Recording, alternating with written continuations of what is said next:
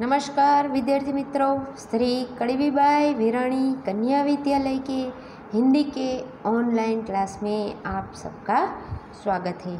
आज हम कक्षा 9 के चैप्टर नंबर 15 दाज्यू पाठ को हम बारे में देखेंगे। दाज्यू यानी कि बड़ा भाई। यह एक कहानी है, कहानी प्रकार का पाठ है। यह शेखर जोशी ने लिखा है। सबसे पहले हम शेखर जोशी के बारे में बात करेंगे। शेखर जोशी का जन्म 10 सितंबर 1932 को अल्मोड़ा उत्तरांचल के ओलैया गांव नामक स्थान पर हुआ। उनकी केकड़ी एवं अजमेर में स्कूली शिक्षा प्राप्त की। लगभग 30 वर्षों तक इलाहाबाद के निकट एक सैनिक औद्योगिक प्रतिष्ठान में कार्यरत रहने के बाद उन्होंने स्वतंत्र लेखन किया। उनके चर्चित कहानी संग्रह है कोशिका घटवार, साथ के लोग, दाज्यू, हलवाहा एवं नौरंगी बीमार है। यह उनकी काव्य संग्रह कहानी संग्रह है। उनकी आदमी और कीड़े कहानी को 1955 में धर्मयुग द्वारा आयोजित कहानी प्रतियोगिता में प्रथम पुरस्कार प्रदान किया गया था। नई कहानी आंदोलन के चर्चित कथाकार महावीर प्रसाद द्विवेदी पुरस्कार और पहल सम्मान से सम्मानित दाज्यू कहानी पर चिल्ड्रन फिल्म सोसाइटी द्वारा फिल्म निर्माण हुआ था। यानी कि यह जो दाज्यू हमारी कहानी का पाठ है उसके ऊपर एक फिल्म का निर्माण हुआ है। अब हम दाज्यू के अंदर क्या आता है या तो क्या बात है उसके बारे में बात करेंगे। दाज्यू कहानी बाल श्रमिक पर लिखी गई कहानी है। मदन एक पहाड़ी बालक है जो पेट की आग बुझाने के लिए शहर में जाकर एक होटल में काम करता है। भोलेपन में जिसे वह अपना दाज्यू अर्थात बड़ा भाई समझने लगता है, वही किस प्रकार एक दिन उसके बाल मानस पर आघात कर जाता है, इसका मार्मिक यानी कि मन को छूने वाला चित्रण इस कहानी में हुआ है। यहाँ पर एक होटल में छोटा लड़का है, वह काम करता है जिसका नाम मदन है, उसके बारे में पूरी कहानी है। तो अब हम थोड़े शब्द टिप्पणी देखेंगे। शक काफ यानी उजला, उजला यानी कि दिखने वाला, एकदम हमें दिख जाए वैसा।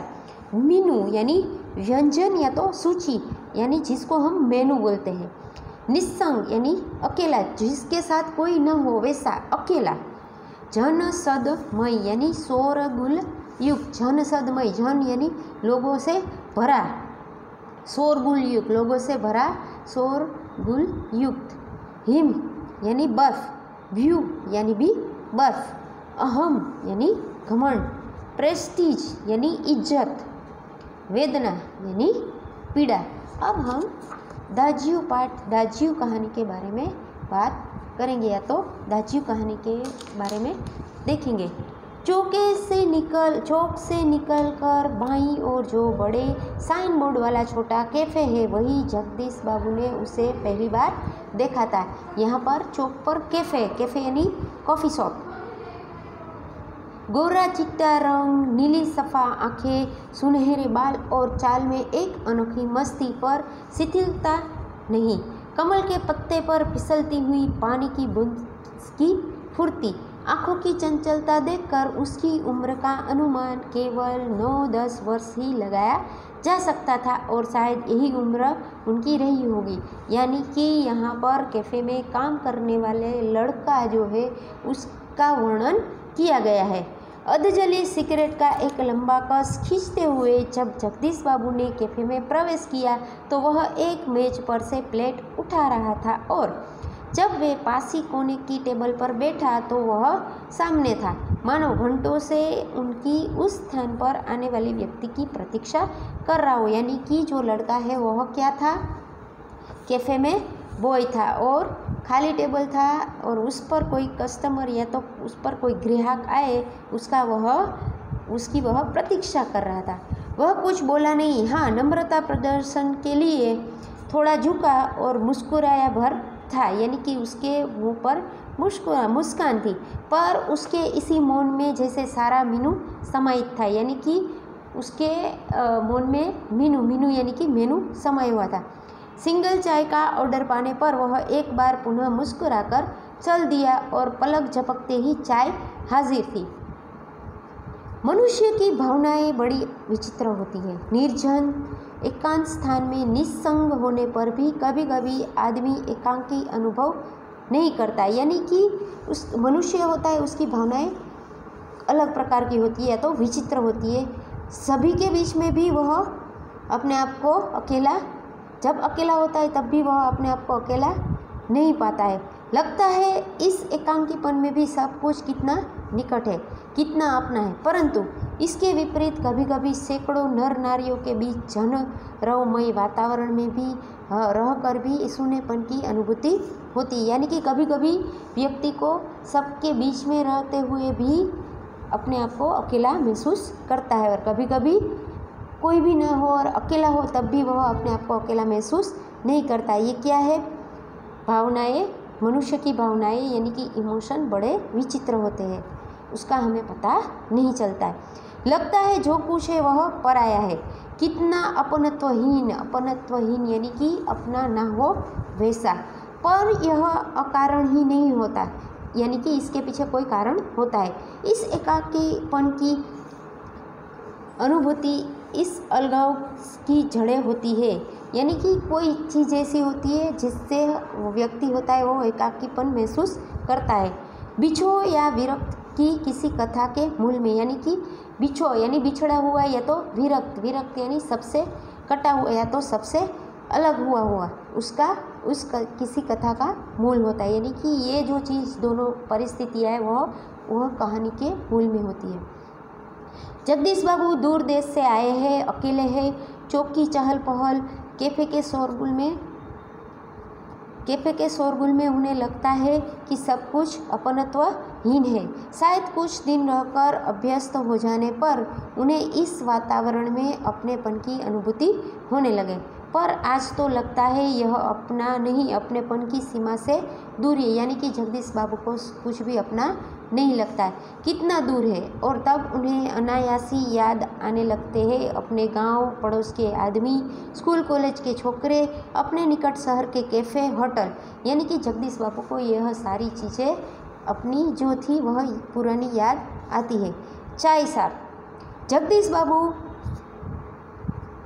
जगदीश बाबू ने राखदानी में सिगरेट झाड़ी। उन्हें लगा इन शब्दों की ध्वनि में वही कुछ है जिसकी रिक्तता उन्हें अनुभव हो रही थी, यानी कि जो जगदीश बाबू को अकेलापन महसूस हो रहा था उसको वह अकेलेपन में वह स्थान भरने के लिए, रिक्त स्थान भरने के लिए उससे जो लड़का था उसकी आवाज़ अपनी सी लगी और उसको यह अनुभव होने लगा। उन्होंने अपनी शंका का समाधान कर लिया। क्या नाम है तुम्हारा? मदन। अच्छा मदन, तुम कहाँ के रहने वाले हो? पहाड़ का हूँ बाबूजी। पहाड़ तो सैकड़ों है, आबू, दार्जिलिंग, मसूरी, शिमला, अल्मोड़ा। तुम्हारा गांव किस पहाड़ में है? इस बार शायद उसे पहाड़ और जिले का भेद मालूम हो गया। मुस्कुराकर बोला, अल्मोड़ा साहब, अल्मोड़ा। अल्मोड़ा में कौन सा गांव है? विशेष जानने की गरज से जगदीश बाबू ने पूछा, यानी कि जगदीश बाबू लड़के के बारे में और जानकारी प्राप्त करना चाहते थे। इस प्रश्न ने उसे संकोच में डाल दिया। शायद अपने गांव की निराली संज्ञा के कारण उसे संकोच हुआ था। निराली संज्ञा यानी उसका नाम कोई अलग प्रकार का था, इस कारण टालता हुआ सा बोला, वह तो दूर है साहब, अल्मोड़ा से 15-20 मील होगा, फिर भी नाम तो कुछ होगा ही। जगदीश बाबू ने और जोर देकर पूछा तो लड़के ने उत्तर दिया, डोटिया लगो। वह कुछ संकुचा सा हुआ बोला, यानी कि जो लड़के का गांव था उसका नाम था डोटिया लगो, यानी संकोच से उसने अपने गांव का नाम बताया। जगदीश बाबू के चेहरे पर पुती हुई एकाकीपन की स्याही दूर हो गई और जब उन्हें मुस्कुराकर मदन को बताया कि वे भी उनके निकटवर्ती गांव के रहने वाले हैं, यानी कि यहाँ पर जगदीश बाबू खुश हो गए कि उसके निकटवर्ती गांव वाला ये तो लड़का है। तो लगा जैसे प्रसन्नता के कारण अभी मदन के हाथ से ट्रे गिर पड़ेगी। मदन भी खुश हो गया। उसके मुंह से शब्द निकलना चाहकर भी न निकल सके। खोया खोया सा वह अपने अतीत को फिर लौट लौट कर देखने का प्रयत्न कर रहा था। यानी कि यहाँ पर मदन को अपने अतीत के बारे में याद आने लगी। अतीत, गांव, ऊंची पहाड़ियाँ, नदी, ईजा यानी कि माँ, बाबा, दीदी, भूली यानी कि छोटी बहन, दाजी यानी कि बड़ा भाई। मदन को जगदीश बाबू के रूप में किसकी छाया निकट जान पड़ी। यहाँ पर जो मदन है उसको ये सब कुछ अपने घर के लोगों की याद आने लगी और वह जगदीश बाबू में अपने किसी निकटवर्ती की छाया ढूंढने लगा। फिर अपने आप को वह प्रश्न पूछता है, ईजा नहीं है, बाबा नहीं, दीदी, भूली नहीं, दाजियू, हाँ, दाजियू की अनुभूति उसे जगदीश बाबू में होने लगी। यानी कि अपने बड़े भाई जैसा उसे महसूस होने लगा। 2-4 ही दिनों में मदन और जगदीश बाबू के बीच की अजनबीपन की खाई दूर हो गई। टेबल पर बैठते ही मदन का स्वर सुनाई देता, दाजियू, जय हिंद। यानी कि जब भी वह आते तब जो मदन है वह उसे जय हिंद करके बुलाता। दाजियू, आज तो ठंड बहुत है। दाजियू, क्या यहाँ भी व्यू यानी हिम पड़ेगी? दाजियू, आपने तो कल बहुत थोड़ा खाना खाया। तभी किसी ओर से बोई की आवाज़ पड़ती और मदन उस आवाज़ की प्रतिध्वनि के पहुंचने से पहले ही वहां पहुंच जाता। यानी कि वह कैफ़े में बोई था, इसलिए वह दूसरी जगह भी ऑर्डर लेने जाता था। ऑर्डर लेकर फिर जाते जाते जगदीश बाबू से पूछता, दाजियू, कोई चीज़? पानी लाओ। लाया दाजियू। शब्द को उतनी ही आतुरता और लगन से दूर आता जितनी आतुरता से बहुत दिनों के बाद मिलने पर भी माँ अपने बेटे को चूमती। यानी कि जगदीश बाबू के साथ उसका अपनापन ऐसा था जैसे एक माँ और बेटे का हो वैसा। कुछ दिनों बाद जगदीश बाबू का एकांकीपन दूर हो गया। उन्हें अब जो कैफ़े ही नहीं, सारा शहर अपने रंग में रंगा हुआ सा लगने लगा।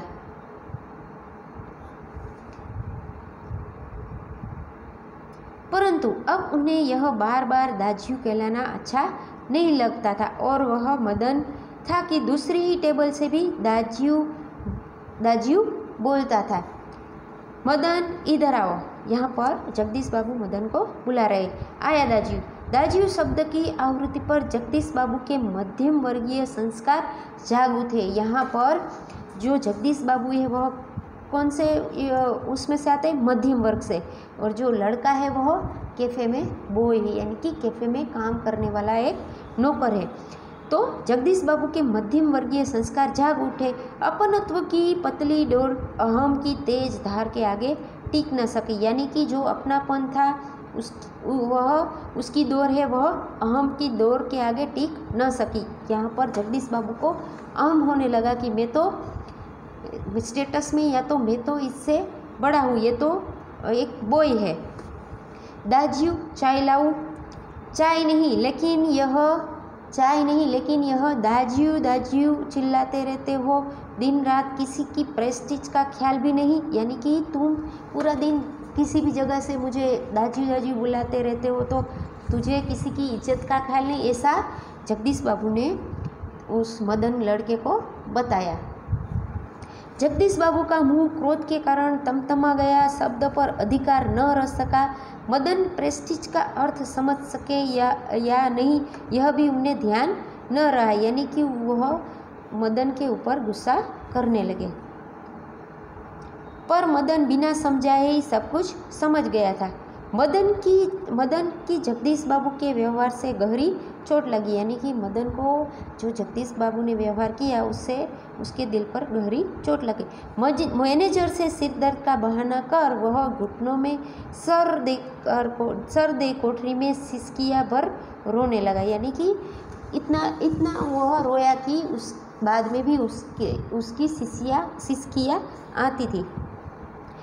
घर गांव से दूर, ऐसी परिस्थिति में मदन का जगदीश बाबू के प्रति आत्मीयता प्रदर्शन स्वाभाविक था। यानी कि कोई छोटा बच्चा हो जिसे अगर प्यार मिले तो वह उसके तरफ आकर्षित हो जाता है और वो भावुक भी हो जाता है। इसी कारण आज प्रवासी जीवन में पहली बार उसे लगा जैसे किसी ने उसे ईजा की गोद से बाबा की बाँह और दीदी के आंचल की छां से बलपूर्वक खींच लिया हो। परंतु यानी कि यहाँ पर मदन को ऐसा लगा कि जैसे किसी ने उसे उससे दूर कर दिया हो। परंतु भावुकता स्थायी नहीं हो तो रो लेने पर अंतर की घुमड़ती वेदना की आंखों की राह बाहर निकाल देता है। पर मनुष्य जो भी निश्चय करता है वे भावुक क्षणों की अपेक्षा अधिक विवेकपूर्ण होता है। यहाँ पर जब मदन भावुक था तब उन्होंने रो लिया, बाद में उसने सोच लिया और तय कर लिया। मदन पूर्ववत काम करने लगा। दूसरे दिन कैफ़े जाते हुए अचानक ही जगदीश बाबू की भेंट बचपन के सहपाठी हेमंत से हो गई। कैफ़े में पहुंचकर जगदीश बाबू ने इशारे से मदन को बुलाया, परंतु उन्हें लगा जैसे वह उनसे दूर रहने का प्रयत्न कर रहा हो। दूसरी बार बुलाने पर भी मदन आया। आज उसके मुंह पर वह मुस्कान न थी, यानी कि मदन है वह जगदीश बाबू से दूर रहने का प्रयत्न कर रहा था। नहीं उसने क्या लाऊं दाजियो कहा, स्वयं जगदीश बाबू को ही कहना पड़ा 2 चाय 2 आमलेट, परंतु तब भी लाया दाजियो कहने की अपेक्षा लाया साहब कहकर वह चल दिया, मानो दोनों अपरिचित हो। शायद पहाड़िया है, हेमंत ने अनुमान लगाकर पूछा। हाँ, रूखा सा उत्तर दिया जगदीश बाबू ने और वार्तालाप का विषय ही बदल दिए। यहाँ पर जगदीश बाबू मदन के बारे में ज़्यादा बात करना नहीं चाहते थे। मदन चाय ले आया था। क्या नाम है तुम्हारा लड़के, हेमंत ने आसान चढ़ाने की गरज से पूछा। कुछ क्षणों के लिए टेबल पर गंभीर मौन छा गया। जगदीश बाबू की आंखें चाय की प्याली पर ही झुकी रह गई। मदन की आंखों के सामने विगत स्मृतियाँ घूमने लगी, यानी कि मदन को जब पहली बार जगदीश बाबू ने पूछा था वह सब याद आने लगा। जगदीश बाबू का एक दिन ऐसे ही नाम पूछना, फिर दाजियो आपने तो कल थोड़ा ही खाया, और एक दिन किसी की प्रेस्टीज का ख्याल नहीं रहता है तुम्हें। हेमंत ने आग्रह के स्वर में दोहराया, क्या नाम है तुम्हारा। बॉय कहते हैं साहब, मुझे संक्षिप्त सा उत्तर देकर वह मुड़ गया। आवेश में उसका चेहरा लाल होकर और भी अधिक सुंदर हो गया था। यानी कि यहाँ पर लड़का है वो अब अपना परिचय मदन कहकर नहीं दे रहा था, लेकिन एक बॉय कहकर दे रहा था, ताकि वह दूसरी बार उसे ऐसी दिल पर चोट ना लगे। यहाँ पर हमारी दाजियो कहानी ख़त्म होती है। आभार, धन्यवाद।